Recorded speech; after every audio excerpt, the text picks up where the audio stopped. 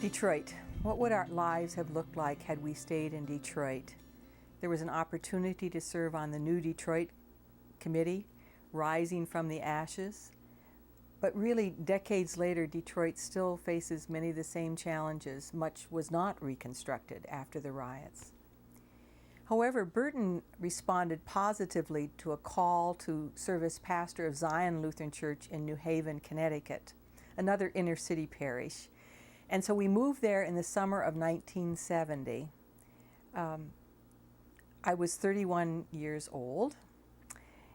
We went in two cars, a VW bus and a Bug, and I followed. In fact, as we started out, we didn't make any contingency plans about if one of us got separated from the other, and there was no cell phones. We just kind of started out, and I followed, and I said, we'll get ourselves to New Haven.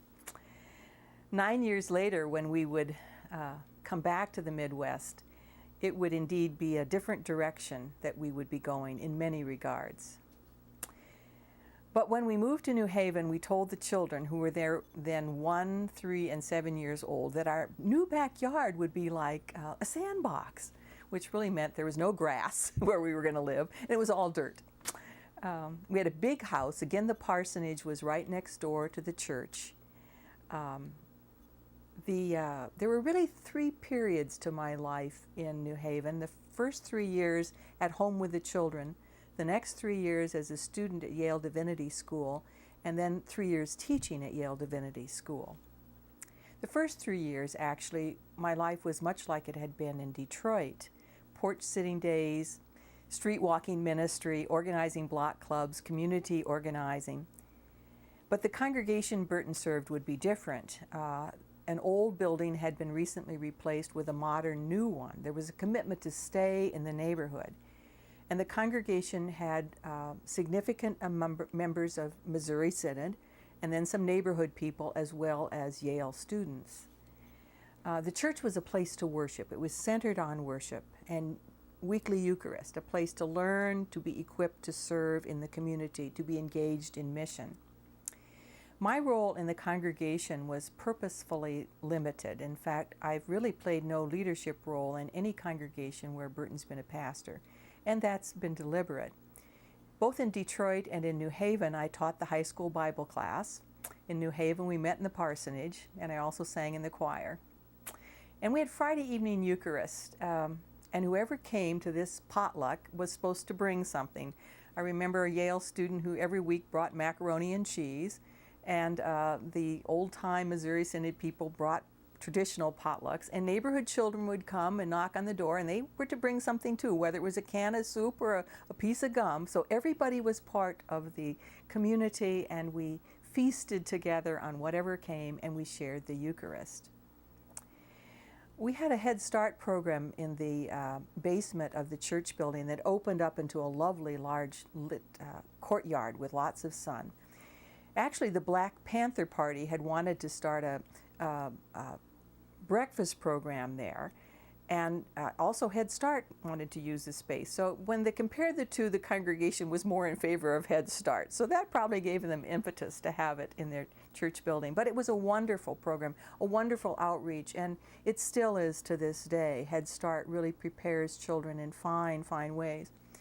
Joel would qualify when he turned 4. He and one other white child helped attain diversity in the group of African American and Puerto Rican children. The neighborhood in many ways was dangerous. However, our children felt relatively safe, and I think they were. Congress Avenue was down at the end of the block, and that's where the drug traffic was. But there were fewer guns then, actually fewer guns in any neighborhood, urban or rural, than there are today. We live in a very violent nation, and guns have gotten totally out of hand. But the fears that our children had were probably the ordinary fears of childhood, and children face them.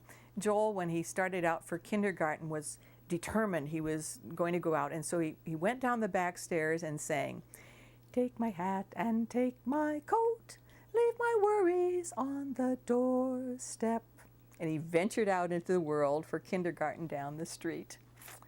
The children and the families looked after each other. The enemy, well, it wasn't the people on our block, nor the people in Congress Avenue. It was redevelopment. It was the government program to actually replace us so that the land which was valuable could be, well, gradually eaten up and used more for business and for, well, regentrified for the people that mattered. I remember walking the neighborhoods and calling on people. Rich Israel was working there with us in Christian Community Action, and he and I walked down. I remember him saying so clearly, "Norma, there's a lot of good living that goes on while you're waiting to die." And our neighborhood really was not only dying, but being killed off. And yet it didn't. Decades later, the congregation that is there, ELCA now, is Resurrección, and still engaged in a vital ministry. I felt that the enemy of those who wanted to really replace us assumed that we and the people in the inner city simply didn't matter.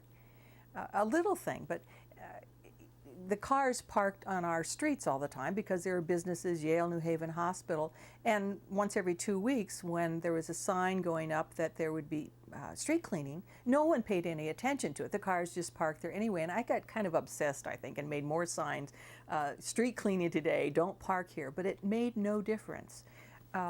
It was symbolic, but perhaps the bigger issue was still there. We were a dirty, no-count neighborhood which could be gentrified with other important people, replaced, redeveloped as though we didn't exist, even though those people who came in every day were the ones who really contributed to the dirt. There were robberies, just as in Detroit, where there were fires once a week. In New Haven, there were robberies on our block at least once a week, maybe once a day. And we had our share of break-ins. One time I came home, I had the two little ones with me. We'd been out to get groceries, and I remember walking up the back steps. The phone was ringing. And so I came in, and they were kind of, they were preschoolers, so kind of toddling up the steps behind me. And I set down the groceries and got the phone. And then I heard there was someone upstairs. I knew Burton wasn't home, and so I yelled up, "Who's here?" Well, then a man ran down the stairs and out the house. "Oh, I was just looking for something," whatever he said. But I was grateful because he didn't kick the children. So,